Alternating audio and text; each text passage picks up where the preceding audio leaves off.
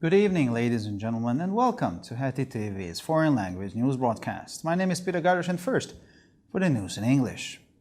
Israeli fighter jets on a Sunday retaliated against military positions of the Hamas terrorist organization in the Gaza Strip, the Israel Defense Forces reported.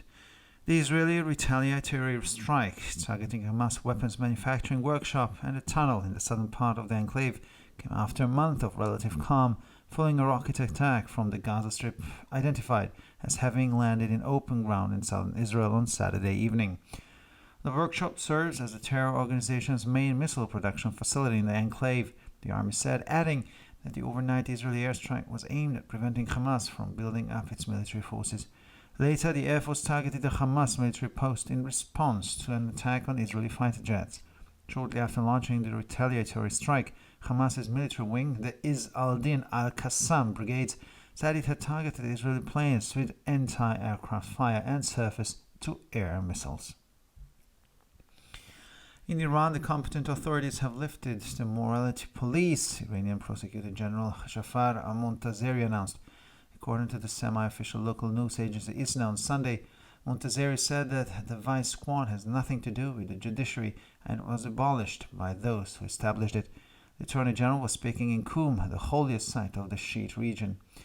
In the Middle East, protests have been sparked by the treatment of a 22-year-old Iranian Kurdish woman, Mahsa Amini, who was arrested by the vice squad for what they say was a violation of the Islamic Republic's strict dress code. She died in custody. Anti-government protests have been ongoing in the country since mid-September, with opposition groups claiming more than 300 deaths. Russia will only sell oil to countries that cooperate with it on market terms, Russian Deputy Prime Minister Alexander Novak told this to Russia 24 News television on Sunday. He stressed that Russia would stick to this principle even if it had to cut production.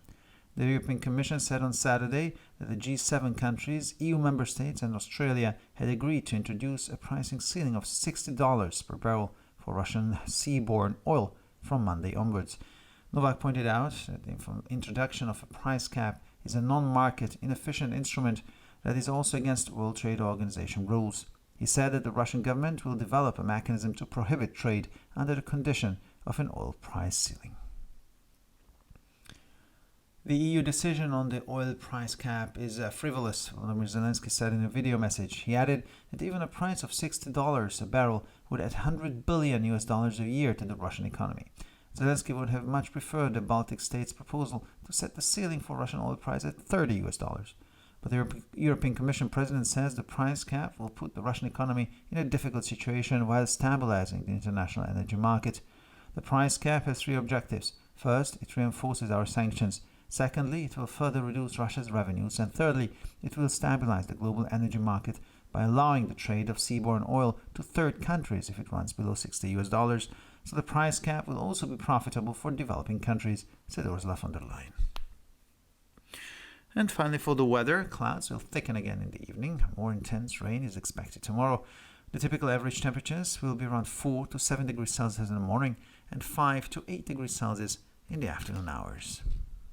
For further news, please visit our websites at www.hetitv.com or broyerpress.com. Thank you for your attention so much for the news in English, and now for the news in German.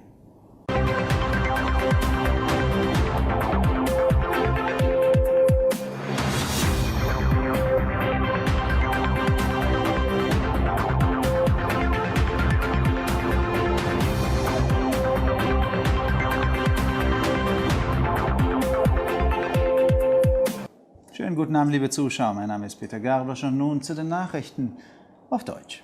Israelische Kampfjets haben am Sonntag einen Vergeltungsschlag gegen militärische Stellungen der Terrororganisation Hamas im Gazastreifen geflogen, teilte die israelischen Verteidigungskräfte mit. Der israelische Vergeltungsschlag gegen eine Waffenwerkstatt der Hamas und einen Tunnel im südlichen Teil der Enklave erfolgte nach einem Monat relativer Ruhe, nachdem am Samstagabend ein Raketenangriff aus dem Gazastreifen auf offenem Gelände in Südisrael niedergegangen war. Die Werkstatt dient der Terrororganisation als Hauptproduktionsstätte für Raketen in der Enklave, erklärte die Armee und fügte hinzu, dass der israelische Nachtangriff darauf abzielte, die Hamas daran zu hindern, ihre militärischen Kräfte aufzustocken. Später griff die Luftwaffe als Reaktion auf einen Angriff auf israelische Kampfflugzeuge einen Militärposten der Hamas an. Kurz nach dem Vergeltungsschlag erklärte der militärische Flügel der Hamas, die Is al-Din al-Qassam-Brigaden, er habe israelische Flugzeuge mit Flugabwehrraketen und Bodenluftraketen beschossen. Im Iran haben die zuständigen Behörden die Sittenpolizei aufgehoben, wie der iranische Generalstaatsanwalt Jafar Montazeri mitteilte. Wie die halbamtliche lokale Nachrichtenagentur Islam Sonntag berichtete, sagte Montazeri, dass die Sittenpolizei nichts mit der Justiz zu tun hat und von denen abgeschaffen wurde, die sie eingerichtet haben. Der Generalstaatsanwalt sprach in Qum, dem heiligsten Ort der schiitischen Religion. Im Nahen Osten wurden die Proteste durch die Behandlung einer 22-jährigen iranischen Kurdin, Mahsa Amini, ausgelöst, die von der Sittenpolizei verhaftet wurde, weil sie angeblich gegen die strenge Kleiderordnung der Islamischen Republik verstoßen hatte. Seit Mitte September gibt es in dem Land regierungsfeindliche Proteste, bei denen nach Angaben von Oppositionsgruppen mehr als 300 Menschen bereits ums Leben gekommen sind. Russland werde Öl nur an Länder verkaufen, die mit ihm zu Marktbedingungen zusammenarbeiten, sagte der stellvertretende russische Ministerpräsident Alexander Nowak am Sonntag dem Fernsehsender Rossiya 24. Er betonte, dass Russland an diesem Grundsatz festhalten werde, selbst wenn es seine Produktion drosseln würde. Die Europäische Kommission teilte am Sonntag mit, dass sich die G7-Länder, die EU-Mitgliedstaaten und Australien darauf geeinigt hätten, ab Montag eine Preisobergrenze von $60 pro Barrel für russisches Erdöl auf dem Seeweg einzuführen.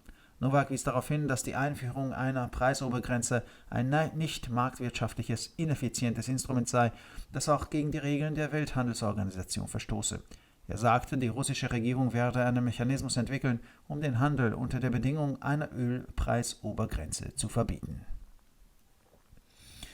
Die EU-Entscheidung über die Ölpreisobergrenze sei unseriös, sagte Volodymyr Zelensky in einer Videobotschaft. Er fügte hinzu, dass selbst ein Preis von $60 pro Barrel der russischen Wirtschaft $100 Milliarden pro Jahr einbringen würde. Zelensky hätte dem Vorschlag der baltischen Staaten, die Obergrenze für den russischen Ölpreis auf $30 festzusetzen, viel lieber gesehen. Der Präsident der Europäischen Kommission meint jedoch, dass die Preisobergrenze die russische Wirtschaft in eine schwierige Lage bringen und gleichzeitig den internationalen Energiemarkt stabilisieren würde. Mit der Preisobergrenze werden 3 Ziele verfolgt. Erstens verschärft sie unsere Sanktionen, zweitens wird sie die Einnahmen Russlands weiter verringern und drittens wird sie den globalen Energiemarkt stabilisieren, indem sie den Handel mit Erdöl auf dem Seeweg in Drittländer ermöglicht, wenn der Preis unter $60 liegt. Die Preisobergrenze wird sich also auch für die Entwicklungsländer lohnen, sagte Ursula von der Leyen. Und schließlich zum Wetter am Abend werden die Wolken wieder dichter, morgen regnet es wieder. Die typischen Durchschnittstemperaturen liegen bei 4 bis 7 Grad am Morgen und zwischen 5 und 8 Grad am Nachmittag. Für weitere Nachrichten besichtigen Sie bitte unsere Webseiten www.hettitv.com sowie www.breuerpress.com.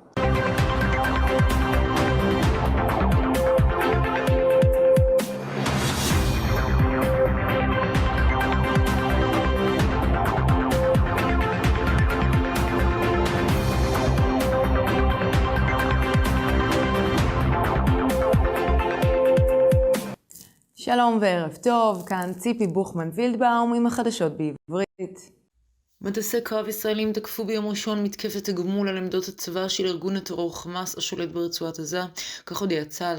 מתקפת התגמול הישראלית נגד התא המרכזי לייצור רקטות של חמאס והמנהרה בדרום המובלעת התרחשה לאחר חודש של רגיעה יחסית, לאחר שזוהה בליל שבת פיגוע רקטות מרצועת עזה לכיוון דרום ישראל. הרקטה נחתה בשטח פתוח. מקום מתקפת צה"ל משמש כמתקן העיקרי לייצור רקטות של חמאס. כך אמרו בצבא והוסיפו כי התקיפה הישראלית הלילה נועדה למנוע מחמאס לבנות את כוחותיו הצבאיים. מאוחר יותר חיל האוויר תקף מוצב צבאי של חמאס בתגובה לתקיפה נגד מטוסי קרב ישראלים. זמן קצר לאחר שהחלה מתקפת התגמול, הודיעה הזרוע הצבאית של חמאס, גדודי איז אל-דין אל-קסאם, כי תקפו את המטוסים הישראלים באש, נ"מ וטילי קרקע אוויר. באיראן הרשויות המוסמכות פירקו את משטרת המוסר, כך הודיע התובע הכללי האיראני ג'אפר מונטסרי. על פי דיווח ביום ראשון של סוכנות הידיעות המקומית הרשמית למחצה איסנה, מונטסרי אמר כי למשטרת המוסר אין שום קשר לצדק, והיא פורקה על ידי אלה שיצרו אותה.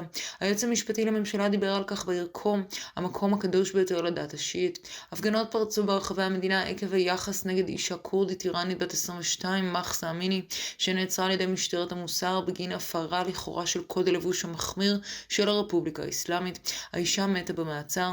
הפגנות נגד הממשלה מתנהלות במדינה מאז אמצע ספטמבר, ולפי קבוצות האופוזיציה יותר מ-300 בני אדם מתו. רוסיה תמכור נפט גולמי רק למדינות שישתפו את הפעולה בתנאי שוק, כך אמר סגן ראש ממשלת רוסיה אלכסנדר נובק לערוץ החדשות 24 ברוסיה ביום ראשון. הוא הדגיש שרוסיה תצמד לעיקרון הזה גם אם תצטרך לצמצם את הייצור. הנציבות האירופית הודיעה בשבת, מדינות ה-G7, המדינות החברות באיחוד האירופי ואוסטרליה, הסכימו להציג תקרת מחיר של $60 לחבית נפט רוסי המועבר דרך הים, החל מיום שני.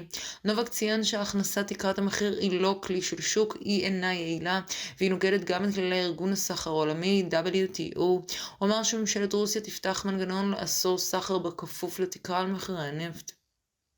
ההחלטה של האיחוד האירופי לגבי תקרת מחירי הנפט אינה רצינית, כך אמר ולדימיר זלנסקי בהודעת הוידאו שלו. הוא הוסיף כי המחיר של $60 לחבית יגדיל את הכלכלה הרוסית ב$100 מיליארד בשנה.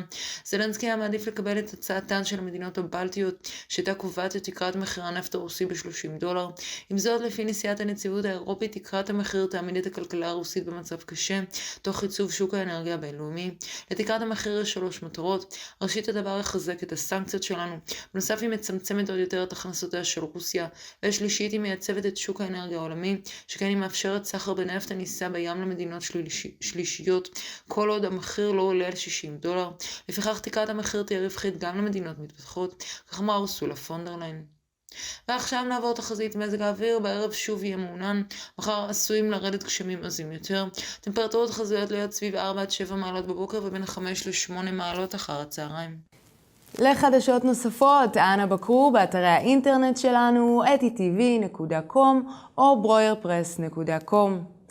עד כאן החדשות, תודה שהייתם איתנו ושיהיה המשך ערב נעים.